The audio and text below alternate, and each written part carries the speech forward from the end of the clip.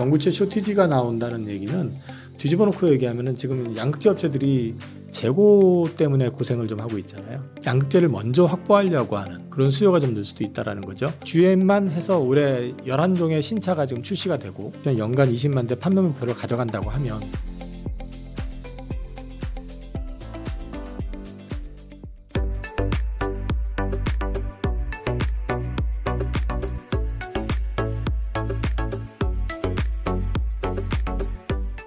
제가 지난번에 컨퍼런스 콜 내용을 좀 정리해 드렸었던 걸로 기억을 하는데 하반기에 일단 그 GM 쪽이 굉장히 공격적이다. 근데 이제 거기에 비해서 테슬라 쪽하고 포드는 조금 움츠러들었다고 하는데 이 컨퍼런스 콜 내용하고 다르게 이제 5월 그 소매 판매 데이터를 좀 미래에셋증권에서 나온 거 이제 정리를 한 걸 보니까요. 미국 시장 전체가 판매 증가는 5.1% 증가했거든요. 그 가운데서 그 BEV가 이제 순수 전기차고 HEV는 이제 하이브리드인데 BEV 쪽에서 11% 증가한 걸로 나오니까 작년보다는 훨씬 못하네라고 이제 볼 수가 있는데 그걸 안을 열어다 보니까 뭐 기아는 127% 증가했고 도요타 200% 증가하고 그다음에 이제 GM이 한 80%, 그다음에 현대차가 한 45% 증가하고 뭐 이런 식으로 메인 업체들 뭐 그렇게 엄살 떨던 포드도 지금 뭐 65% 이렇게 증가한 걸로 나왔는데 그 반면에 이제 독일 자동차 쪽하고 테슬라가 지금 12% 감소한 걸로 지금 잡혀 있거든요. 그래서 이런 부분들이 시장에 이제 노출이 되니까 GM 양쪽 굉장히 공격적으로 하더니 좋아졌네? 라는 이제 인식이 잡혔고, 그 다음에 요즘 트렌드 중에 하나가 저가차 출시 관련해 가지고 얘기들이 나오는데, 당장에 지금 우리나라 기아에서 EV3 나온 거, 지금 뭐 예약 판매된 거 뭐 역대급이라는 것 같고요. 상당히 잘 나왔다고 하더라고요. 그 롱레인지 기준으로 해가지고 주행거리 500km, 그 다음에 뭐 여러 가지 내용 면에서도 굉장히 잘 나온 것 같은데, 거기에 더해서 에퀴노스 GM에서 또 출시한 게 있고, 그거 역시도 GM도 지금 신차 판매 5월 뭐 상당히 잘 팔아난 걸 넘어서 6월 달도 또 역대급일 거에 대해서 얘기를 하고 있는 상황이고, 그다음에 이제 저가차 하게 되니까 또 폭스바겐 쪽이나 스텔란티스에서도 3만 불 내외 저가차, 중저가차들 출시하겠다라는 얘기들이 나오기 시작합니다. 근데 이 정도 되면은 동급 사양에서 내연기관차 대비해서 안 비싸요. 그러면은 우리나라 그 기아 EV3 같은 경우만 해도 보조금 받고 하면은 3천만 원 전후, 보통 뭐 3천만 원 밑에도 있긴 하지만 일반적으로 3천만 원 초반 뭐 그 정도 되는 것 같더라고요. 그럼 그 정도 사양이면 가격적인 면에서는 충분히 경쟁력이 있지 않느냐. 그리고 이게 또 LFP 배터리가 아니라 이제 NCM 배터리를 채용했다라는 점. NCM하고 LFP는 이제 오래 사용하다 보면은 오래 사용을 한 뒤에도 이게 충전을 했을 때 충전율이라든지 이런 데 차이가 많이 나거든요. 되게 의미가 있다.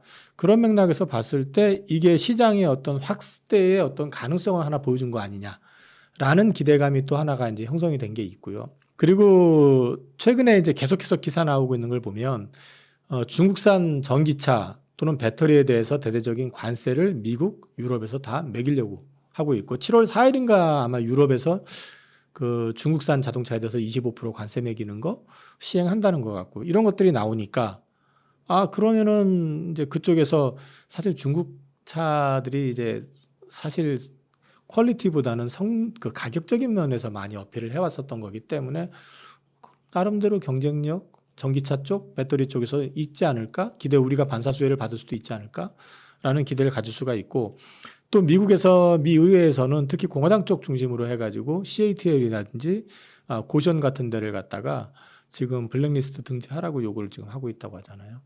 그러면 우리의 가장 큰 경쟁 상대가 중국이라고 한다면 중국이 미국 진출하는 걸 원천 차단한 상태에서 이런 주변적인 여건들이 우리한테는 좀 유리해지는 거 아니냐.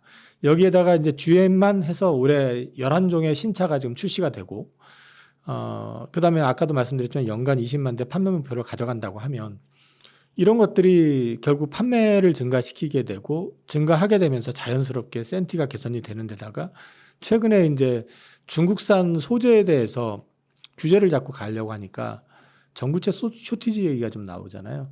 그러면 이거는 이제 지켜봐야 될 문제인데요. 전구체 쇼티지가 나온다는 얘기는 뒤집어 놓고 얘기하면은 지금 양극재 업체들이 재고 때문에 고생을 좀 하고 있잖아요.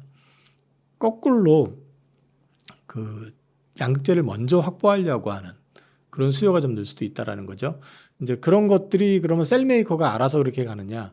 그거는 또 결국은 전기차 업체하고 또 맞물려 있는 거기 때문에 이런 것들이 전반적인 어떤 센티를 개선시켜 줄 수 있는 요인이 될 수 있다. 그리고 마지막으로 이제 테슬라가 안 팔렸다 해가지고 테슬라 때문에 많이 또 흔들렸던 게 있었는데 상하이 기가 팩토리 쪽에서 4월에 안 팔렸었던 게 5월에는 또 나름 중국에서 많이 팔았다 해가지고 좀 센티적으로 좀 개선된 측면도 좀 있습니다. 증권사 리포트 전망들을 보면 상반기보다는 하반기가 그래도 좀 좋아지지 않겠느냐. 뭐 신차 출시에 요즘 아까도 말씀드렸지만 저가차 3천만 원대 차량들이 대거 출시가 되면 아무래도 그 이용자들의 접근성은 좀 좋아지잖아요. 이제 그런 것들은 좀 기대할 수 있는 요인인 건 분명한 것 같고, 그리고 또 최근에 이제 배터리 충전과 관련된 거라든지 시간, 그 다음에 이제 주행 속도, 주행거리죠. 이런 것들 관련해 가지고도 이제 개선되는 얘기들이 좀 나오고 있으니까 그런 맥락에서는 좀 긍정적인 부분이 분명히 있어 보이고요. 그리고 이제 배터리 셀 업체 같은 경우도 지금 LG엔솔하고 SK온 같은 경우가 지금 공장 수율이 90%까지 잡혔다고 그러거든요. 그러니까 정상 수율이 나오는 거예요. 그러면 매출 늘어나면 이익이 늘어나는 그런 그림은 나온다. 기본적인 베이스는 괜찮다. 그런데 증권사 리포트를 전체적으로 보면은 여전히 24년도 하반기가 좋아지는 건 맞지만 드라마틱하게 좋아질 것 같지는 않다라는 시각을 갖고 있습니다. 그건 감안해서 보셔야 되고요. 그걸 감안해서 보셔야 되기 때문에 제가 이제 계속 말씀을 드렸었던 거는 가장 공격적으로 프로모션을 하든 아니면 목표를 정해서 진행을 하고 있는 업체를 보시라. 그럼 밸류체인으로 보면 GM향이다. 그리고 또 원통형 배터리가 8월부터 그 LG엔솔에서 양산한다고 지금 얘기를 하고 있고요. 그리고 지금 이제 계획상으로는 파나소닉이 9월인데 뭐 내년으로 연기된다는 말도 좀 있긴 있어요. 그리고 이제 삼성 SDI가 내년 상반기부터 내년 초부터 이제 그 468 배터리를 이제 양산을 시작을 하는데 468 배터리가 이제 원통형이면서 원통형은 이제 폼팩터 중에서 안정성이 좀 높고 그리고 또 2170 대비해서 크잖아요. 그럼 배터리 이제 셀의 어떤 숫자를 조절할 수 있다는 측면도 좀 있고 이게 만약에 표준화로 만약에 채택이 되고 많이 확산이 된다 그러면은 그 전기차의 어떤 가격을 낮추면서 효율을 높이는 또 효과도 분명히 가져다 줄 수 있기 때문에 원통형 배터리 밸류체인을 좀 보셔라 라는 말씀을 또 드린 바가 있어요. 그래서 GM 밸류체인 원통형 배터리 그리고 또 한 가지 말씀드렸던 게 ESS 쪽으로 해가지고 아까 말씀드린 것처럼 중국산 배터리에 대해서도 이제 규제가 들어간다고 하면 현재 그 ESS의 주력은 LFP 배터리인데 개발을 한쪽은 LG엔솔이고 그다음에 이제 내년 초까지 개발하겠다고 하는 데가 지금 이제 삼성 SDI 그다음에 이제 SK온 같은 데거든요. 그럼 이쪽 수요가 늘지 않겠느냐? 그러면 이쪽 수요가 늘어난다는 건 배터리 셀 업체들한테도 플러스가 되지만 그 산업 내에서 그러니까 ESS 배터리 내에서 그 사용 비중으로 따졌을 때 그 NCM하고 비교를 해보면은 전해액 쪽이 비중이 좀 커져요. 그러니까 NCM 대비해 가지고 LFP 배터리에서 사용되는 게 한 2배 정도 용량 그 비율로 따지면은 그렇게 되면은 전해액 섹터 같은 경우는 FEOC 규정상 미국 현지에 들어와 있어야 되고 또 한 가지는 이게 유통 기한이 짧아요. 그러니까 한국에서 실어 날라가지고 미국에 가져갈 수가 없어요. 네, 그건 기간이 짧아요. 그렇기 때문에 결국 가가지고 전해액 섹터 쪽은 미국에 들어가야 되는데 지금 FEOC 규정상으로 보면 중국 관련 업체들은 들어가기가 거의 불가능하고 그럼 전해액 섹터 글로벌 탑 10 안에 들어있는 회사들이 한국 업체 하나, 일본 업체 하나, 나머지 다 중국이거든요. 그리고 또 보셔야 되는 게 한국하고 일본하고 좀 투자 성향이 틀려요. 한국은 저희가 투자를 하면은 굉장히 공격적으로 투자를 하거든요.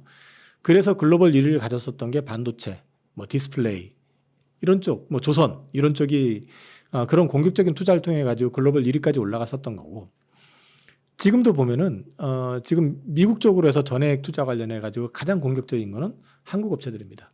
그래서 한국 업체들이 좀 수혜를 볼 수 있을 것 같다.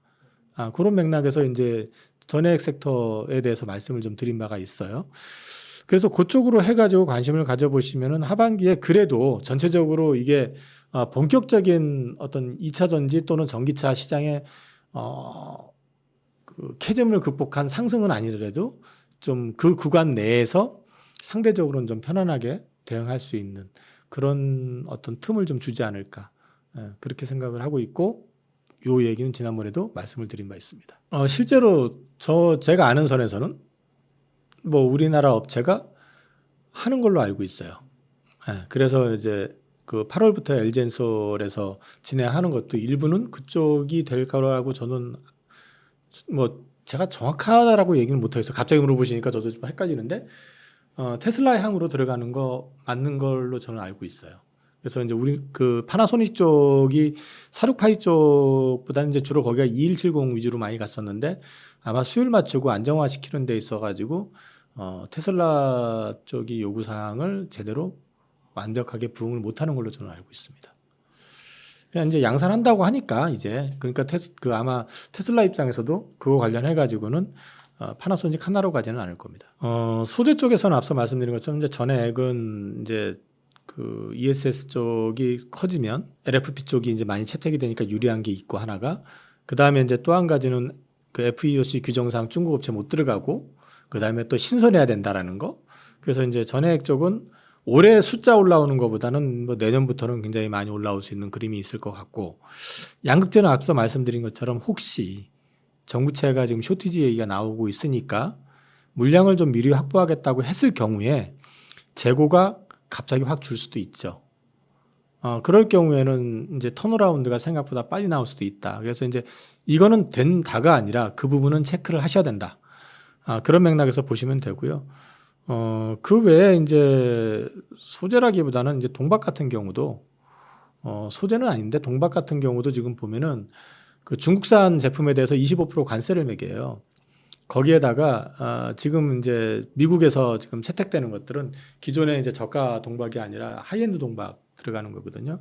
그러면 이게 이제 최근에 전기차 새로 만들 때 그 하이엔드 동박을 통해 가지고 적층을 하는 데도 좀 유리한 측면도 있고 하기 때문에 그쪽 수요가 많이 늘어날 거라고 보고 있기 때문에 그쪽과 관련해서는 이제 대응할 수 있는 국가 역시도 우리나라 기업들이기 때문에 근데 사실 최근에 보면 이 동박 관련된 회사들 주가가 또 핫해요.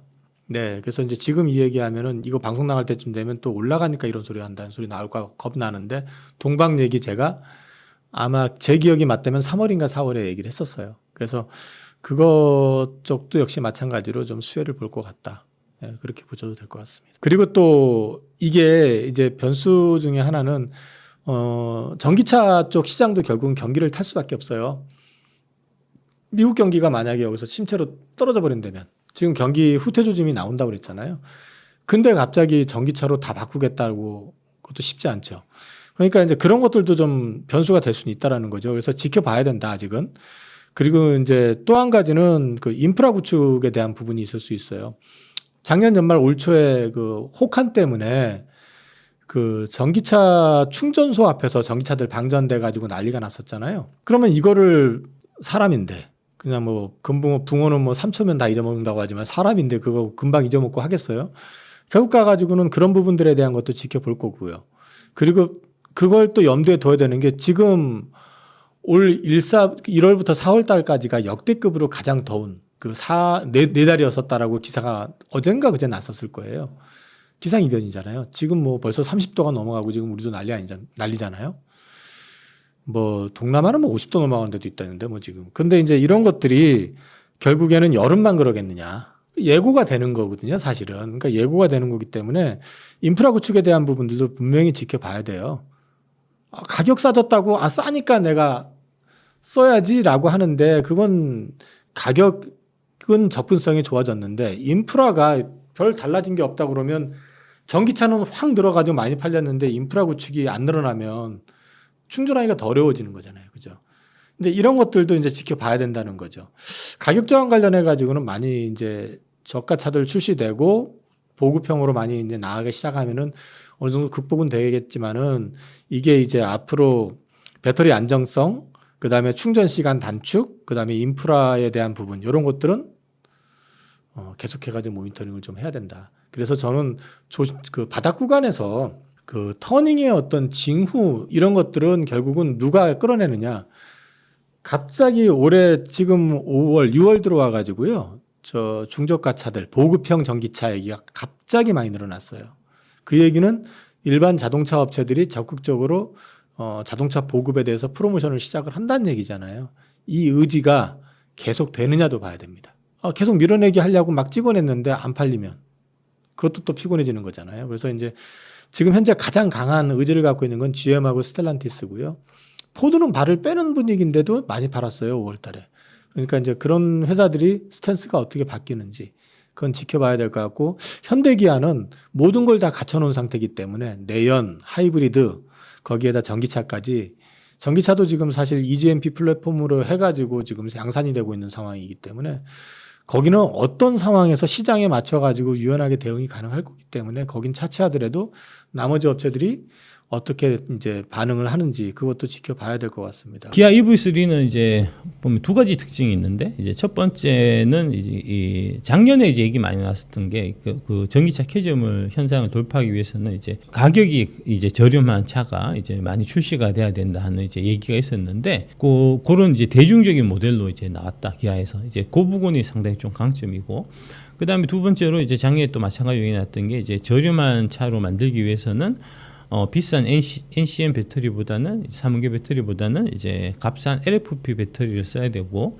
아무래도 LFP 쪽에서는 이제 중국의 경쟁력이 우리보다 앞서 있다. 그래서 이제 K 배터리 별로다, 이런 얘기를 이제 뭐 2차 전지 담당 애널리스트들이나 그 다음에 각종 언론에서 이제 그런 얘기 다 많았는데, 그거 다 제가 이제 생구라라고 말씀 많이 드렸잖아요. 실제로 지금 이제 EV3에는 그 LG 에너지 솔루션하고 이제 현대차가 합작한 그 인도네시아 법인이 있어요. 거기서 이제 생산된 그 NCMA 배터리를 지금 쓰고 있고요. 그러면서 가격은 저렴하고, 일회 충전해서 이제 500km 이상을 가니까 이게 이제 상품성이 대박이 터져갖고 지금 주문이 쇄도하고 있다는 거거든요. 이제 뭐 그렇고, 그러니까 저가형 차량, 제대로 된 저가형 차량을 기아에서 내놨다. 그 다음에 그 저가형 차량의 배터리는 LFP가 아니고 NCM이다. 그러니까 이제 NCM으로서도 충분히 저렴한 차를 만들 수 있다는 거를 지금 이제 보여준 이제 그런 상징적인 의미가 있고요. 그러다 보니까 이게 이제 2차 전지 그 산업 전반, 주가 전반에도 상당히 좀 지금 이제 훈풍을 불러일으키고 있는 이제 그 주요한 소재로 지금 작용하고 있는 것 같습니다. EV3는 이제 일단은 미국 쪽은 이제 좀 시차를 두고 들어갈 지금 계획이고요. 이게 차량이 이 각 그 나라별로 좀 선호하는 차량이 조금씩 달라요. 그러니까 작년에 이제 기아에서 EV9 나와갖고 국내에서는 폭망했는데, 그게 지금 미국에서는 잘 팔린다는 거거든요. 그러니까 미국 사람들은 전통적으로 이제 큰 거, 덩치 큰 차를 이제 선호하고 많이 타고, 반면에 이제 유럽 같은 경우는 되게 좀 작은 차를 많이 선호합니다. 그러니까 좀 뭐 현대의 뭐 아이오닉 5나 이제 기아 EV6 뭐 이런 것도 뭐 유럽에서 꽤 잘 팔리지만, 그거보다는 이제 그보다 조금 작은 급의 이제 코나나 니로 같은 전기차가 유럽에서는 잘 팔리는 모델이거든요. 근데 이제 코나나 니로 같은 경우는 약간 좀 9세대 모델이어 갖고 이제 상품성이 조금 떨어지는데, 지금 그 세그멘테이션에 지금 EV3가 출격하는 겁니다. 그래서 유럽에서 아마 되게 잘 팔릴 것 같고요. 이제 아마 기아 쪽에서 그렇게 생각하고 있는 것 같고, 한 해에 지금 EV3를 기아에서 한 20만 대 정도 팔아보겠다는 지금 야심찬 계획을 좀 발표하고 있는데, 기아에서 작년에 총 판 게 30만 대였을 겁니다, 전기차가. 그러니까 이제 단일 모델로 20만 대를 판다는 거는 대단한 거니까요. 이제 상당히 좀 기대를 많이 갖게 하는 모델인 것 같습니다. 이제 자동차 유튜브들이 이제 신차 나오면은 이게 그 미리 타보고 이렇게 이제 뭐랄까 시승기 같은 거 많이 올리잖아요. 반응 좋아요. 예, 되게 좋게들 많이 말씀하세요. 이제 자동차 유튜브들이 현대기아는 일단 좀 까고 들어가는 그런 경향도 없지 않아 있는데, 이번 거는 되게 칭찬이 많더라고요. 이제 차는 작지만 그 안에 실내는 EV9 못지않다, 뭐 이제 이런 얘기도 하고, 그러면서 이제 가격은 뭐 500km 가는 게 대충 한 4천만 원대, 보조금 받으면 4천만 원대 중반에 살 수 있는 거니까 상당히 좀 이제 뭐랄까 좀 파괴력이 있는 모델인 것 같습니다. 예, 그 EV3 나오면서 좀 분위기 많이 바뀐 것 같아요, 전체적으로.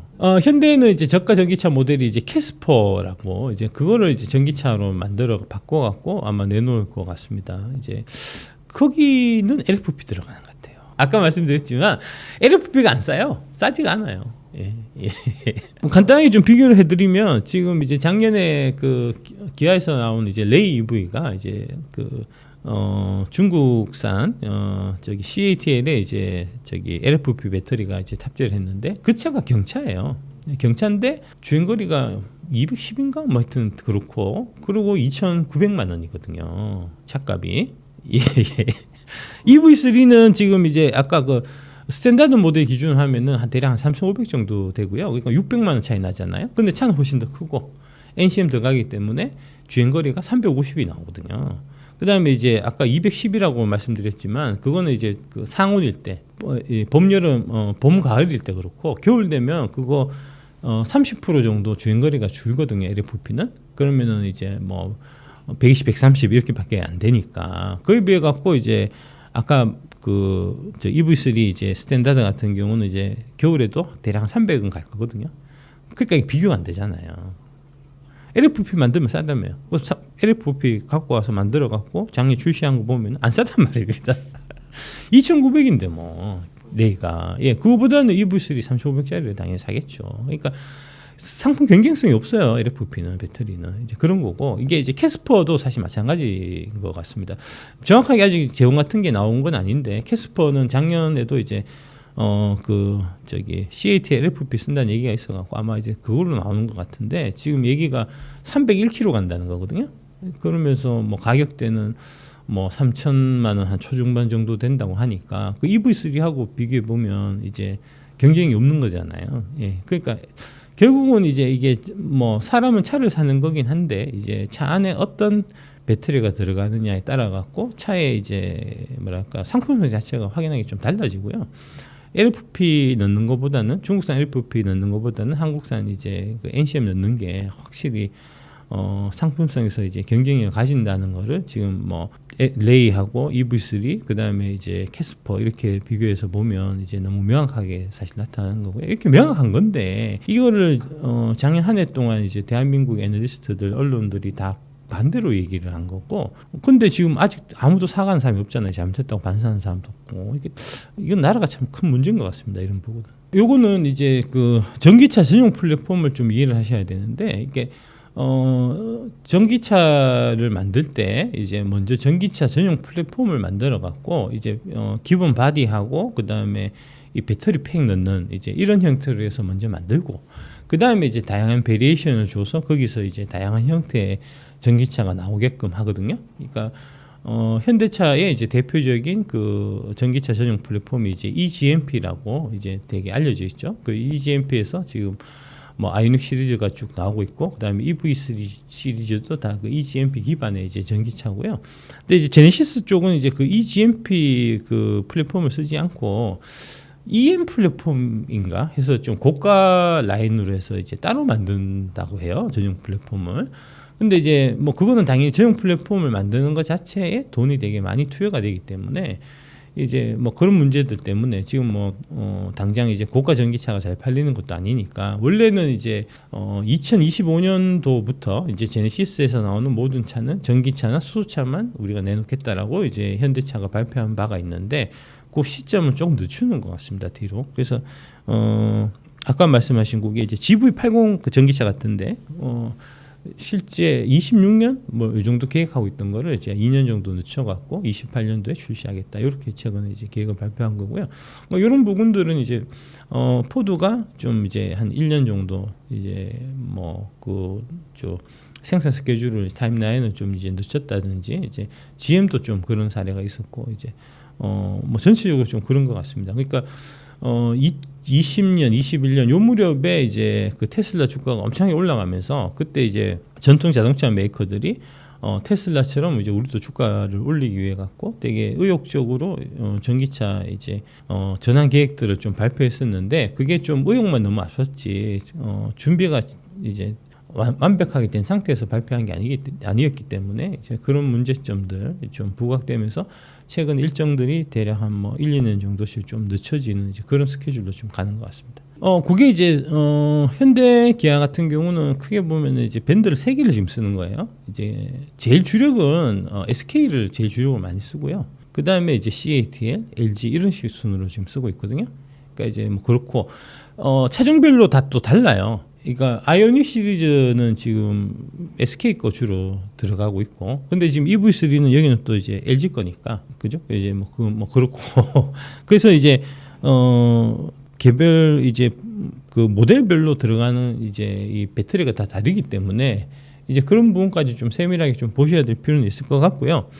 일단 이제 뭐 그런 부분 때문에 아까 이제 아이오닉 시리즈나 그다음에 이제 EV6 같은 이제 그런 시리즈가 사실은 이제 올해 상반기에 좀 판매가 부진했기 때문에 그 판매가 부진한 그 영향을 이제 SK가 많이 받았어요. 사실은 SK온이. 그래서 이 흑자 전환 시기가 계속해서 좀 늦춰지고 있고 이제 이런 면이 있었고요. 근데 이제 올해 4사분기에 미국의 그 조지아 쪽에 이제 그 현지 전기차 생산 이제 공장이 완공이 되거든요. 그러면은 거기에 또 이제 SK온의 배터리가 들어가기 때문에 아마 4사분기 정도 되면은 SK 쪽이 이제 현대 기아차가 잘 팔리는 이거에 좀 이제 수혜를 좀 본격적으로 받게 되지 않겠나 싶고요.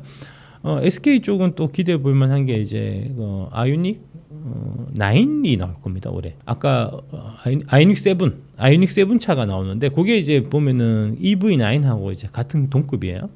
그 부분이 이제 미국 현지에서 올해 4사분기부터 생산되고 거기에는 SK 배터리가 들어가는데 그 아이오닉 지금 EV9이 아까 이제 말씀드렸지만 미국에 잘 팔린다고 말씀드렸잖아요. 그러면 당연히 이제 아이오닉 7도 잘 팔릴 수 있을 거다라고 우리가 유추해 볼 수 있는 거니까 이제 그런 부분이 SK온 쪽 이제 밸류 체인 쪽에서는 상당히 좀 이제 호재로 올해 4사분기 정도에는 좀 작용하지 않겠나 싶습니다. 그러니까 테슬라 전기차에만 지금 이제 집중 투구를 해갖고 전력 투구를 해서 해도 이게 자동차 시장이 워낙 그 시장 규모도 크고 그다음에 이제 경쟁 강도도 치열한데 이게 자동차 만들 생각은 안 하고 자꾸 뭐 쓸데없는 트위터 이런 거 인수하고 그다음에 뭐 뉴럴링크 하고 뭐 화성 갈라하고 뭐 이제 보링 저기 컴퍼니 해갖고 땅굴 파고 뭐 그다음에 중간중간에 이제 연애해갖고 이제 사생아도 낳고 이렇게 하고 있으니 이게 지금 EV2가 그 저기 뭐죠 모델 2 저가 그게 안 나오는 거 알잖아요.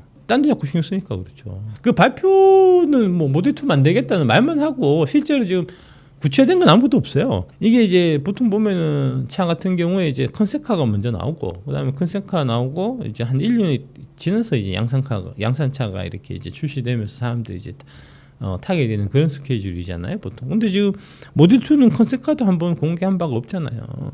그 사이에 지금 모델 2와 같은 이제 그런 저가 차량 EV3 지금 나와서 팔고 있고 이제 조만간에 이제 GM에서 이코녹스 EV가 이제 EV3하고 같은 급이거든요.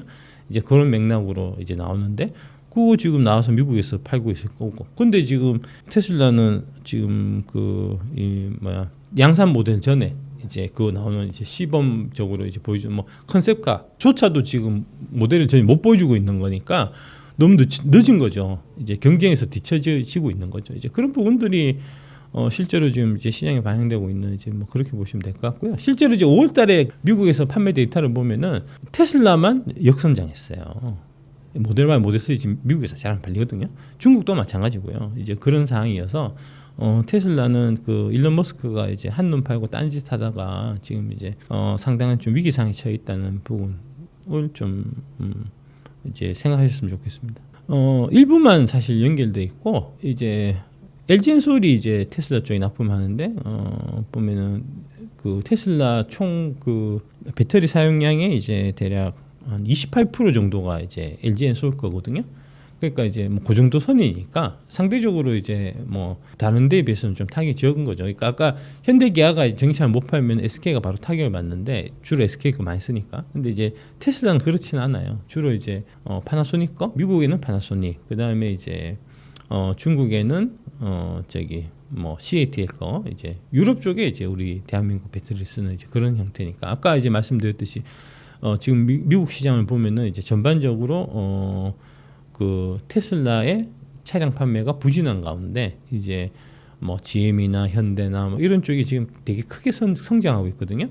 그 미국 쪽에서 이제 그 테슬라 배터리는 이제 파나소닉 배터리를 지금 쓰고 있고 이제 일본제를 쓰고 있고 나머지 메이커들은 다 한국을 쓴단 말입니다. 그러니까 미국 시장 내에서 점유율이 이제 테슬라가 떨어지고 나머지 다른 업체들이 약진한다고 하면 그거는 이제 수혜를 우리 K 배터리가 직접 받는 형태가 되니까 우리로서 나쁠 게 없죠.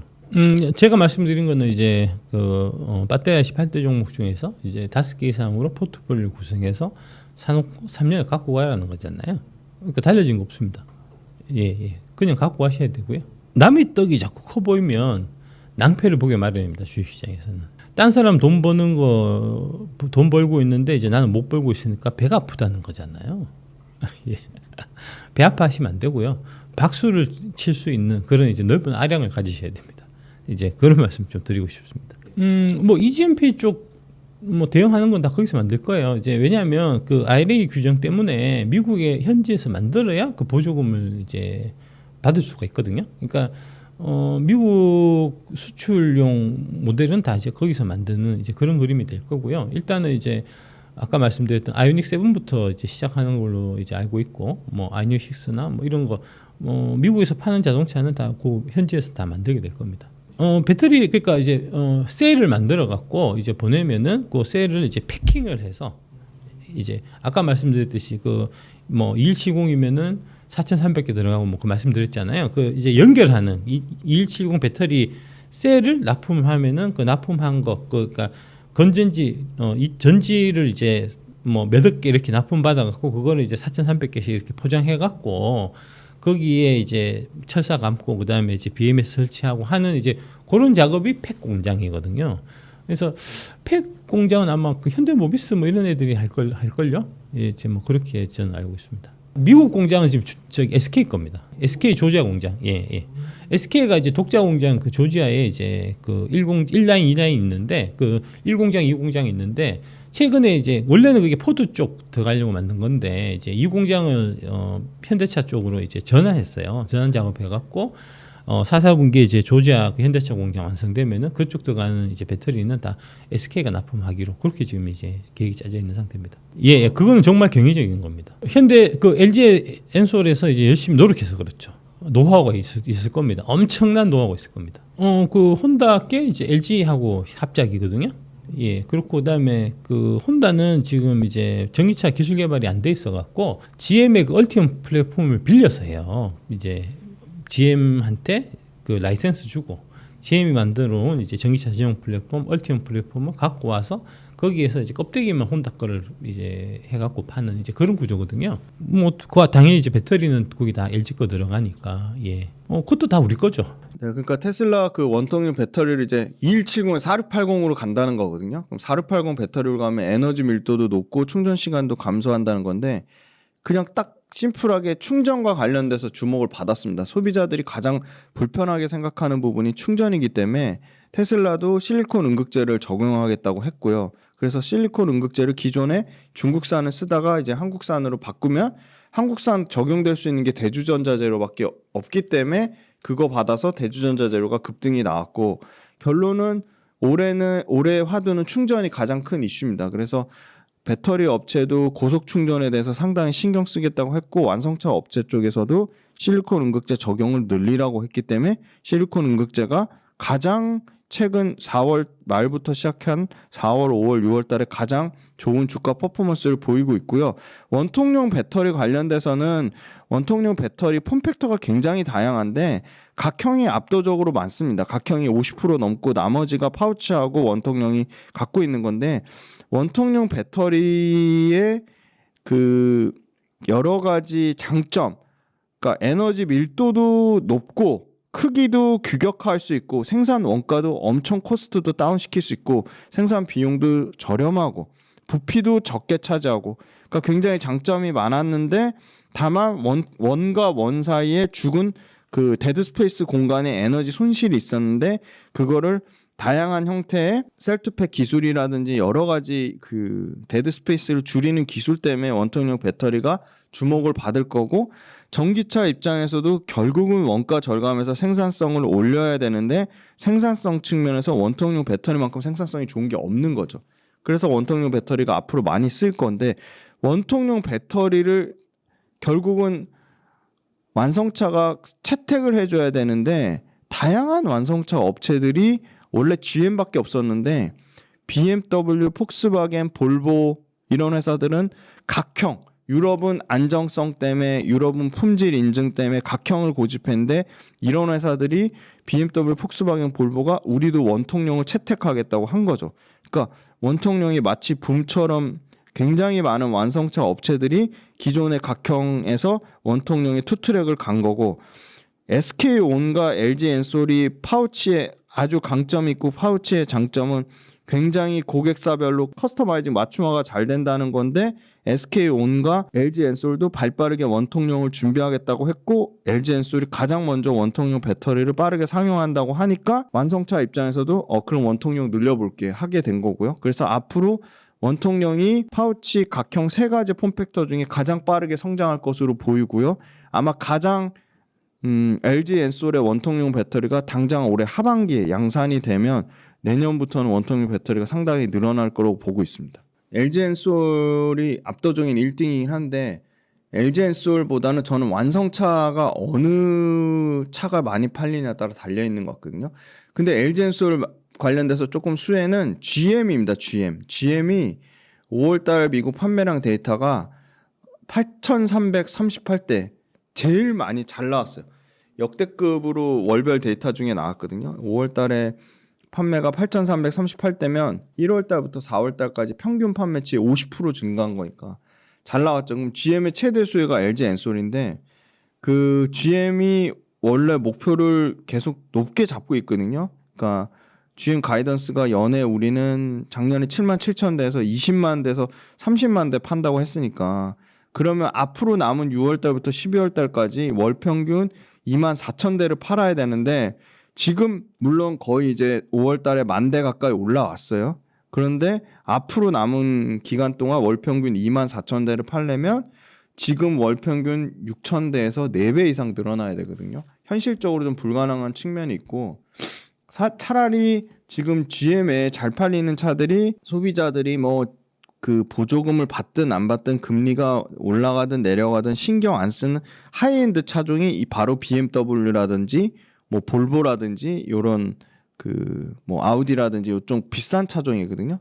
근데 요 BMW 뭐 볼보 그다음에 뭐 아우디 그런 그 스텔란티스 요런 그러니까 조금 고가 차종 쪽에 포커스가 잘 되는 게 역시 삼성 SDI입니다. 그래서 저는 GM보다는 삼성 SDI 밸류체인이 가장 좋을 것 같고 LG 엔솔은 오히려 올해 조금 보수적으로 유지를 하면서 투자를 축소하거나 생산 공정을 약간 변환한 라인 변환을 하는데 삼성 SDI는 올해 예상되는 게 6조 1,000억에서 최대 많게는 7조까지 투자를 더 확대 늘리겠다고 했기 때문에 삼성 SDI가 다양한 고객사 확장성을 기대를 하는 것 같고요. 삼성 SDI는 최근에 현대 기아차 쪽 물량도 상당히 늘어날 것으로 보이거든요. 올해는 24년도는 LG 엔솔이 조금 부진할 것 같고 삼성 SDI가 아까 미국하고 유럽의 데이터에서 상당히 좋아진 걸 봤을 때 올해는 삼성 SDI고 LG 엔솔 같은 경우는 내년에 좀 좋아지지 않을까 그렇게 보고 있습니다. 에코프로비엠이 2027년 가장 빠른 기준으로 71만 톤인데 그게 약간 좀 조정이 될 것 같고요. 71만 톤에서 그래도 56만 톤 정도까지 내려오지 않을까 그렇게 예상이 되고요. 그 밑단에 있는 회사 같은 경우가 이제 LG화학하고 포스코 퓨처엠인데 포스코 퓨처엠도 이미 조정이 됐어요. 2030년에 우리는 100만 톤 하겠다고 했는데 그 시기가 늦춰졌고 2년 이상 지연이 됐고요. 그 다음에 LG화학이 있는데 LG화학도 사실은 48만 톤 얘기 나온 게 2026년이었는데 이 48만 톤이 2028년으로 2년 연기가 됐습니다. 더 사이즈가 작은 코스모 신소재 같은 경우는 워낙 작년 기준으로 2만 톤밖에 안 되니까 올해 10만 톤 유지는 되는 것 같아요. 여기는. 그리고 2030년까지 30만 톤 하겠다고 했어요. 그래서 저는 캐파 증설 얘기하신 투자 증설 관련돼서는 기존 사이즈대로 가는 거는 코스모 신소재 정도밖에 없다. LNF도 제가 봤을 때 1년에서 2년 정도 좀 연기가 된 것 같고요. LNF 비슷해요. LG화학이랑 비슷한 46만 톤인데 그게 28년 정도 예상하는 것 같고 원래 26년이었는데 그래서 코스모 신소재가 가장 실적 가시성이 높고 2만 톤에서 올해 10만 톤인데 디테일하게 나와 있어요. 올해 그 3분기 그러니까 7, 8, 9월 달 안으로 5만 5천 톤이 추가가 되고요. 10, 11, 12월 달에 연말에 2만 5천 톤 추가돼서 올해 총 10만 톤. 근데 코스모 신소재가 가장 리튬 가격 빠지는 거에 덜 타격을 받았어요. 왜냐하면 리튬 가격 비쌀 때 얘네는 안 했거든요. 그리고 얘네는 이제 전기차 쪽으로 들어가고 기존엔 뭐 했냐면 전동공구나 ESS 쪽으로 들어갔어요. 그러니까 이제 막 전기차 늘리려고 하고 있거든요. 그러면 주 고객사가 LG 엔솔이 아니라 삼성 SDI입니다. 그것도 삼성 SDI ESS 쪽에 많이 들어갔으니까 삼성 SDI 이제 전기차에 들어가기 시작하면 삼성 SDI 요새 좋잖아요. 수혜를 받을 수밖에 없는 거고. 그럼 삼성 SDI 말고 LG 엔솔은 없냐? LG 엔솔에 최근에 들어갔어요. 작년 말에 들어갔거든요. LG 엔솔 이제 20%니까 비중이 좋은 것 같아요. 삼성 SDI 80%, LG 엔솔 20%. 가장 비중이 잘 돼 있고. 그러면 삼성 SDI 전기차 매출이 코스모 신소재 같은 경우는 올해 하반기에 나오니까 삼성 SDI 수혜를 온전히 받는 것 같고 SK온도 샘플 테스트하고 있으니까 아마 내년쯤에는 매출 나올 거고. 그러면 양극재 업체 중에 삼성 SDI, LG 엔솔, SK온 다 만족하는 그러니까 세계 국내 탑3죠. 글로벌 탑3를 다 들어가는 데는 코스모 신소재밖에 없을 것 같고. 근데 다만 코스모 신소재가 밸류에이션이 주가 빠졌지만 말도 안 되게 비싸요, 사실은. 업황은 그러니까 설비 투자 측면으로는 제일 조건을 뭐 연기되거나 늦추지 않고 제일 만족하는 것 같은데 PER 기준으로 올해 155배예요. 내년 돼야지 55배로 떨어지거든요. 그러니까 코스모 신소재, 포스코 퓨챔 지금 올해 기준 PER로 보면 상당히 비싸죠. 근데 보시면 같은 150배인데 어떻게 보셔야 되냐면 150배인데 이익의 사이즈가 올해 얼마죠? 대략 390억이에요. 근데 같은 150배인데 포스코 퓨처엠은 올해 실적이 예상되는 게 대략 1,500억이라는 거죠. 390억 대 1,500억이면 이익이 몇 배 차이 나죠? 5배 넘게 차이 나죠. 그러면 시총도 5배 이상 차이 나야 되는데 5배 이상 차이 안 나죠. 지금 시총 5조니까 포스코 퓨처엠 최근에 주가 좀 올라오더라고 21조인 거죠. 그러면 코스모 신소재가 싸거나 포스코 퓨처엠이 비싼 건데 저는 코스모 신소재의 390억 이익 체력이랑 포스코 퓨처엠의 1,500억 이익 체력이랑 같은 밸류에이션 PER 100배 넘게 봤더라도 포스코 퓨처엠 쪽에 당연히 훨씬 더 그걸 밸류를 더 쳐줘야 된다. 네, 그렇게 보고 있습니다. 맞아요. 전구체 의존도가 중국 의존도가 70%가 넘고요. 지금 전구체를 뭐 의미 있게 양산한다고 하는 데가 에코프로 머티리얼즈가 압도적인 1등이고 27년 기준으로 전구체 관련 생산은 줄이지 않았어요. 27년 기준으로 21만 톤이니까 뭐 국내 탑급이고 글로벌로도 탑5 안에 들 정도로 생산량이고요. 두 번째가 포스코 퓨처엠인데 포스코 퓨처엠은 이 황산니켈을 포스코 홀딩스로 가져와서 그걸 이제 가공하는 거는 포스코 퓨처엠이 직접 하니까 포스코 퓨처엠은 전구체 생산 기준으로는 최대 늘린다고 해도 에코프로 머티리얼즈의 반도 안 되는 수준이에요. 그러니까 생산량 자체가 게임이 안 되는 거고 뭐 압도적으로 에코프로 머티리얼 1등이고 그 밑단에 있는 회사들이 레이크 머티리얼즈, 에코엠 드림 이런 회사들인데 레이크 머티리얼즈나 에코엠 드림은 전기차 쪽이 아니라 IT 쪽이거든요. IT 소재에 들어가는 전구체 쪽인데 이런 회사들도 전기차 쪽으로 늘릴 건데 아마 그게 올해가 아니라 아마 내년 예상하거든요. 25년도. 그럼 25년도에 얼마나 물량을 댈 거냐. 에코프로 머티가 21만 톤이고 포스코 퓨처엠이 대략 뭐 12만 톤에서 16만 톤 예를 들어 연간 생산한다고 하면 그거의 최소한 뭐 절반 정도인 뭐 못해도 6만 톤에서 8만 톤 정도는 양산이 돼야 되는데 아마 스타트 끊으면 레이크 머티도 그렇고 에코인드림도 그렇고 뭐 2만 톤, 뭐 3만 톤 이 정도 수준일 거란 말이죠. 그러면 보면은 에코프로 머티의 경쟁사인 중국 로컬 업체들은 막 50만 톤 이렇거든요. 그러니까 게임이 안 되는 거죠. 그래서 포스코 퓨처엠이 전구체를 뭐 CNGL이랑 합작하는 형태로 하거나 그렇게 하기 때문에 LG화학도 CNGL이라는 중국 업체랑 합작을 하고 그래서 의존도는 합작도 결국 중국 의존하는 거니까 계속 심화가 될 것 같아. 근데 결국은 유예는 해줬지만 2026년이 되면 아마 중국의 전구체 쓰는 것도 당연히 문제가 돼서 다 빼라고 할 거예요. 그래서 지금 어떻게 하냐면 중국 회사 말고 호주 회사나 다른 뭐 아프리카 쪽이나 이렇게 그 원자재를 리소싱할 수 있는 회사나 M&A를 많이 하고 있거든요. 그래서 그런 회사들 합작을 지금부터 더 빠르게 더 가파르게 늘려가야 되는 상황인 거고 저는 오히려 에코프로 머티가 기회가 있는 게 국내에서는 뭐 넘사벽이 압도적인 그거잖아요. 생산량을 차지하고 있으니까 이거 에코프로 머티가 에코프로 BM한테만 팔 게 아니라 포스코 퓨처엠에도 팔고 코스모 신소재에도 팔고 LG화학에도 팔았으면 좋겠어요. 그러면 훨씬 더 그 중국에 대한 의존도를 줄이지 않을까. 그래서 봤더니 에코프로 머티도 주가가 반토막은 났는데 실적이 말 그대로 폭풍 성장합니다. 보시면 생산량이 극대화되는 거는 아마 2025년 6년 기간이 한 달 내내 미친 듯이 사고 있거든요. 근데 실적을 보시면 올해까지 실적 안 좋은 건 알아요. 올해 영업이익 기준으로 뭐 20억 예상을 하니까 매출도 거의 30% 이상 반토막이 내는데 내년부터 2배씩 늘어납니다. 매출 1조 2천억에 690억 영업이익, 26년 기준으로는 2조 4천억에 1,400억 영업이익. 그러니까 원래 이게 적정 수준인 거죠. 그러니까 그 얘기는 무슨 말이냐? 25년, 26년도에 전구체 생산 캐파 늘려놓은 게 본격적인 실적으로 만개에서 찍힌다는 겁니다. 근데 이거는 에코프로 BM에만 납품했다는 걸 가정하는 것 같고요. 만약에 이게 포스코 퓨처엠이라든지 뭐 LG화학이라든지 이런 쪽으로 확장성을 갖고 있으면 훨씬 더 폭풍 성장하겠죠. 왜냐하면 전구체 압도적인 1등이니까. 그러면 전체 글로벌 전구체 기업을 다 포함하면 21만 톤이 양산이 된다고 가정하면 5위권 안에 들어갑니다. 상당한 수준에. 왜냐하면 지금 양극재를 제외한 거 중에 가장 높은 순위가 포스코 퓨처엠 음극재 10위거든요. 그럼 에코프로 머티가 전구체로 글로벌 5위권에 들어간다?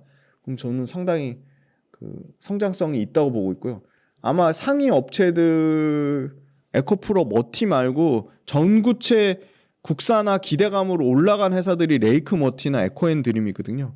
근데 이런 회사들은 전기차 쪽의 캐파가 어느 정도 수준인지에 따라 다를 것 같아요. 그래서 조금 더 숫자 체크가 필요하다고 보고 있습니다. 일단 원자재 단에서는 뭐 포스코홀딩스가 아직 철강의 비중이 너무 압도적이니까 80%니까 포스코홀딩스가 원자재 단에는 가장 싸고요. 그 다음에 밸류체인별로 보셔야 돼요. 배터리 셀 단에서는 삼성 SDI가 압도적으로 쌉니다. 삼성 SDI가 이거 뭐 코스피 평균 PR이 몇 배인 줄 아세요? 20배예요, 20배. 근데 지금 삼성 SDI 10배니까 성장성을 뭐 아예 성장성을 뭐 아예 적용을 전혀 1도 못 받고 있는 상황인 거고요. 양극재는 압도적으로 LG화학이 쌉니다. LG화학 평균 PER 내년 기준 9배니까 이거는 딱 그냥 석유화학 회사 평균 PER이에요. LG화학 지금 양극재가 미친 듯이 지금 매출과 이익이 40% 50%씩 늘어나는데 전혀 지금 반영이 안 돼 있고요. 셀은 삼성 SDI가 가장 밸류에이션 싸고 양극재는 LG화학이 제일 싸고요. 동박은 SKC는 23년, 24년, 25년 3년 내내 적자니까 PER 아예 계산이 안 되는데 반면에 동박 쪽의 롯데에너지 머티리얼즈가 내년 PER 기준으로 이익이 폭풍 성장해서 28배까지 떨어집니다. 그러면 이런 소재 업체들 평균 미만 수준이에요. 그러니까 동박 쪽에서는 롯데에너지 머티리얼즈가 가장 매력적이고 밸류에이션이. 그 다음에 분리막은 SK 아이테크놀로지는 엄청나게 비싸요. SK 아이테크놀로지는 내년에 실적이 뭐 이익이 2배 이상 늘어난다고 해도 40배 가까이 되고요. 반면에 WCP는 25배예요. 그러니까 분리막은 WCP가 가장 싸고 요새 핫한 전액이 주가 가장 좋잖아요. 근데 엔캠이 매출 이익 막 100%씩 늘어난다고 해요. 그래도 내년 실적 기준으로 81배예요.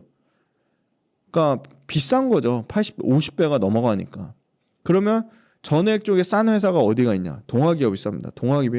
동아기업은 물론 자회사 동아 일렉트로라이트를 통해서 지분법으로 반영되는 거긴 한데 동아기업도 기존의 캐시카우는 이 그 강화마루거든요. 바닥재. 근데 그 강화마루 비중만큼 이 전액의 매출이 빠르게 성장해서 전액의 매출 비중 40% 50%까지 올라올 거예요. 그러니까 동아기업도 전액 기업이라고 할 수 있는 거죠. 근데 PER 15배다. 강화마루 건자재 쪽 밸류에이션을 적용해서 할인하더라도 엔캠의 80배에 비하면 동아기업은 밸류에이션이 굉장히 싼 거고요. 그다음에 이런 뭐 배터리 케이스라든지 다양한 이 배터리 관련된 소재 말고 부품단에서 제일 싼 거는 신흥 SEC입니다. 신흥 SEC가 PER 내년 기준으로 11배로 싸고요. 신흥 SEC 올해 1분기 실적도 잘 나왔고요. 그다음에 지금 가장 부각받는 지금 제일 핫한 거는 실리콘 음극재인데 실리콘 음극재를 생산하는 데는 현재 양산 가능한 데는 대주전자재료 한솔케미칼인데 대주전자재료가 내년 PER 기준으로 49배고 한솔케미칼은 12배. 엄청 한솔케미칼이 싸요. 그건 맞는데 한솔케미칼은 90% 이상이 IT 소재, 가산화수소, 웨이퍼 표면 닦는 세정제 쪽 이게 매출 90%니까 이거는 실리콘 응급제 회사라고 말하기는 어렵죠. 물론 대주전자재료도 실리콘 응급제의 비중이 이제 올해 기준으로 40% 정도 됩니다. 근데 대주전자는 올해 40%지만 내년에 60%까지 올라가고요. 내후년 되면 아마 실리콘 응급제 매출이 70% 이상 차지할 거로 보기 때문에 완전한 실리콘 응급제 회사로 보는 건 오히려 대주전자재로 가깝고, 장비단에서는 압도적으로 PNT가 최근에 주가 엄청 좋은데 완전 차별화돼서 움직이는데도 불구하고 PNT가 내년 실적 기준으로 PER 10배니까 장비단에서는 압도적으로 PNT가 싸다.